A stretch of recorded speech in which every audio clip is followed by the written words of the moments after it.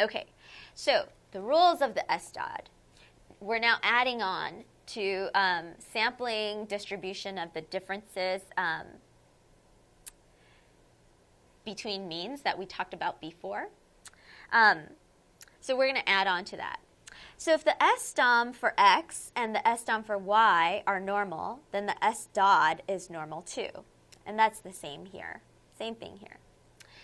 The mean for the null hypothesis now looks like this. Remember, the SDOD with a bar,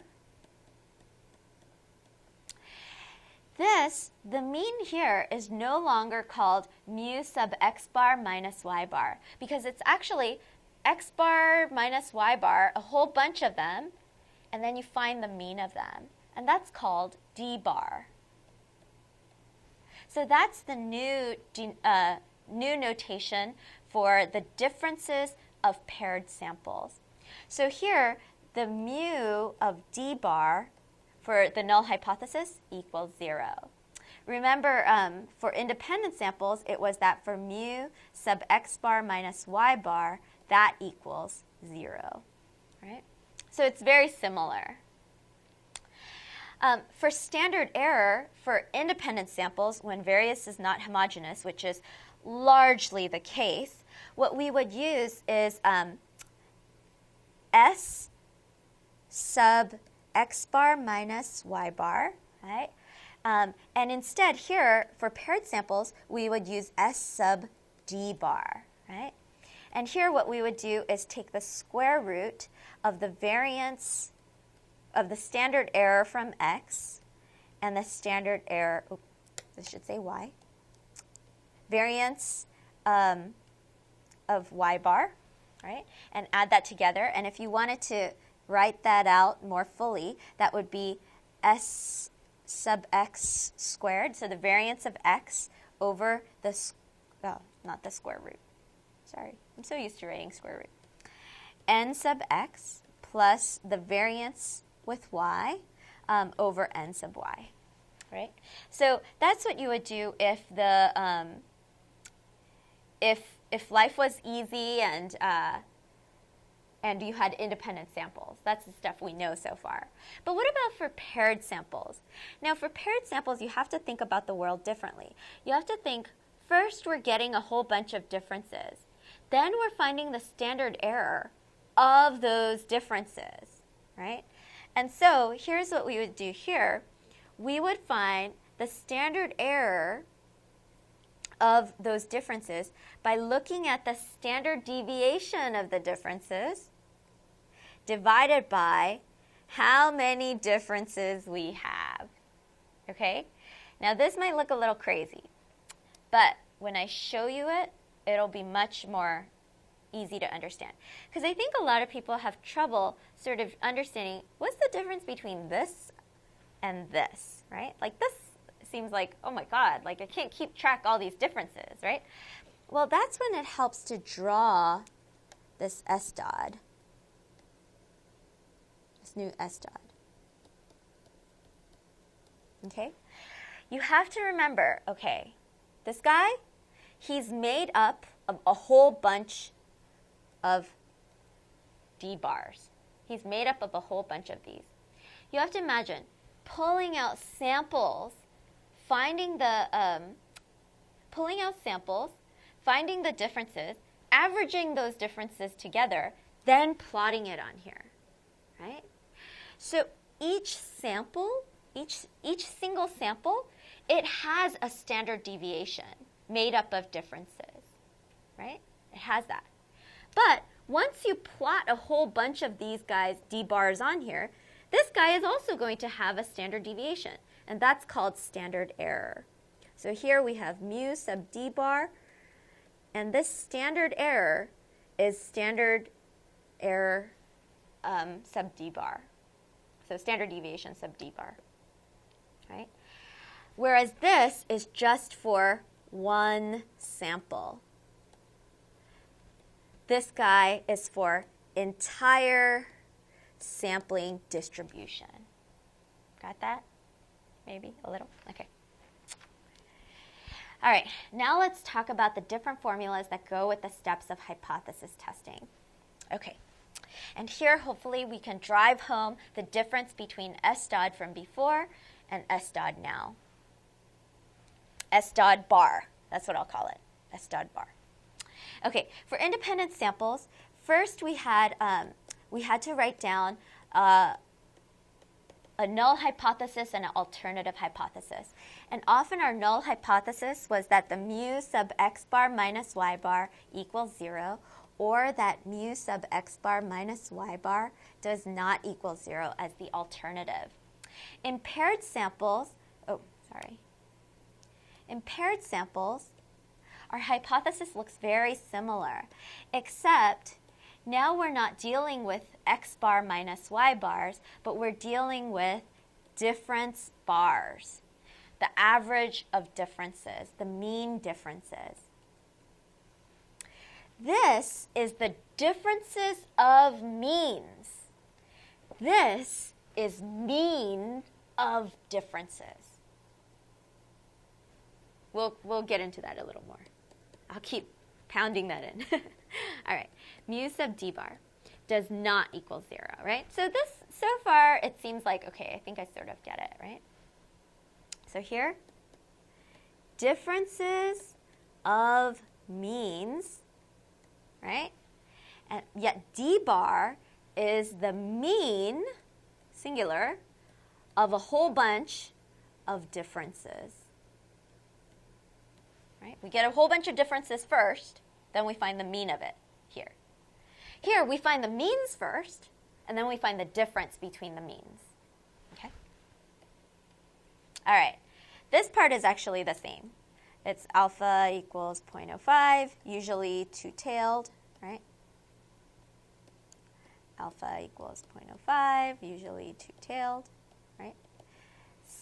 Step 2, whew, we got that. Significance level, we get it, right? Step 3. Step 3 is where we draw the S dot here. But here, we draw the S dot bar. Now, thankfully, you could draw it in similar ways, but conceptually, they're talking about different things. So here, how we got it was we pulled a bunch of x's, we got the mean. We pulled a bunch of y's, we got the mean. Subtracted those means, and then plotted that here. And we did that millions and millions of times with a whole bunch of them. So we got the entire sampling distribution of differences of means. Right? But here, what we did was we pulled a sample of x and y's, right? We pulled a sample. We got a bunch of the differences, and then we averaged those differences. And then we plotted that. So here, this is the sampling distribution of the mean of differences, right? That's sort of the difference. So where this mean and of go and the order that it goes in is really important. And here we get mu sub x bar minus y bar, but here we get mu sub d bar, right?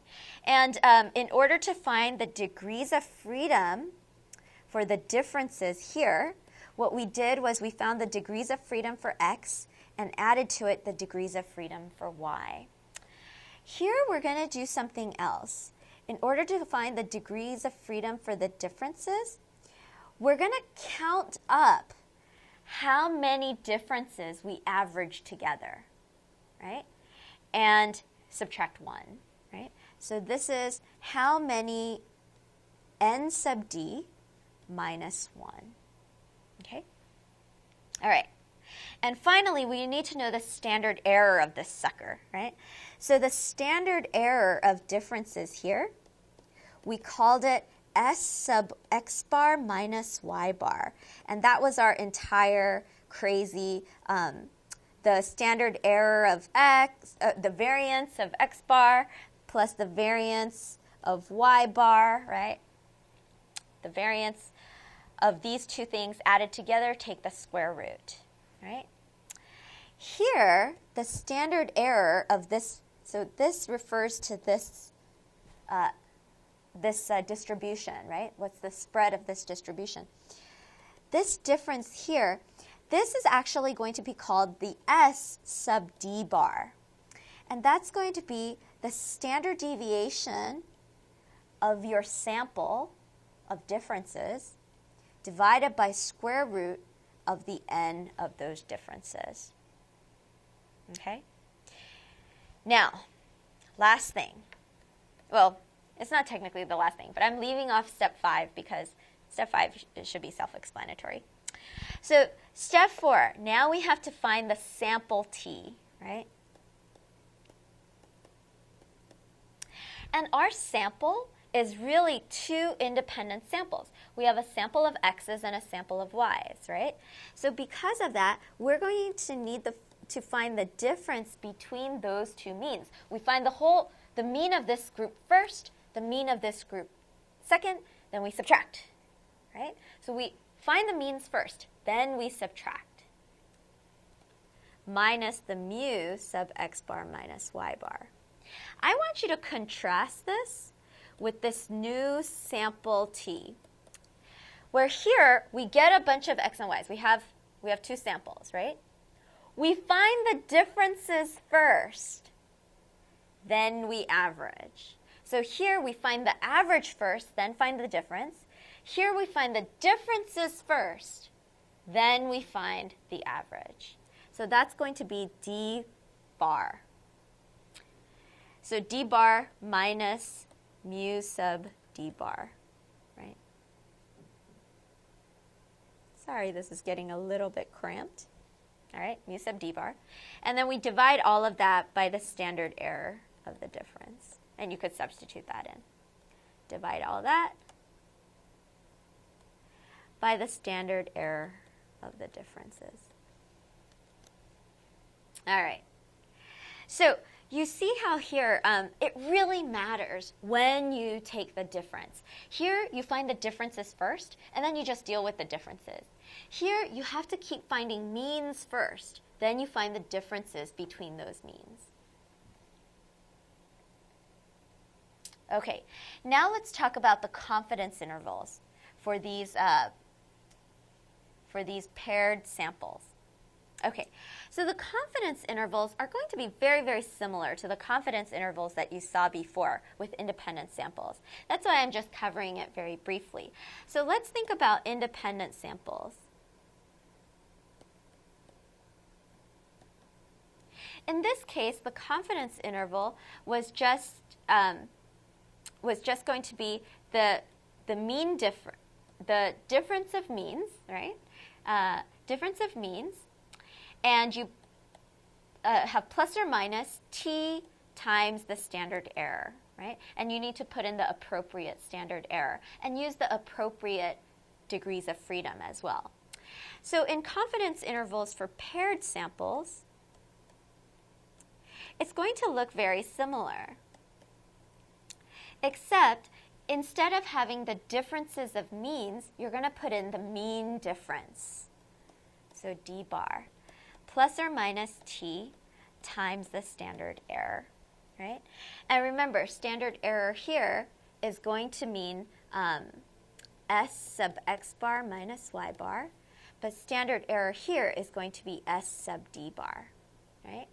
Also, in order to find degrees of freedom, you're going to have to take the degrees of freedom for x and add that to the degrees of freedom for y. But here, in order to find degrees of freedom, you're going to have to find the degrees of freedom for d, your sample of differences, and that equals how many differences you have minus 1. Okay? Okay.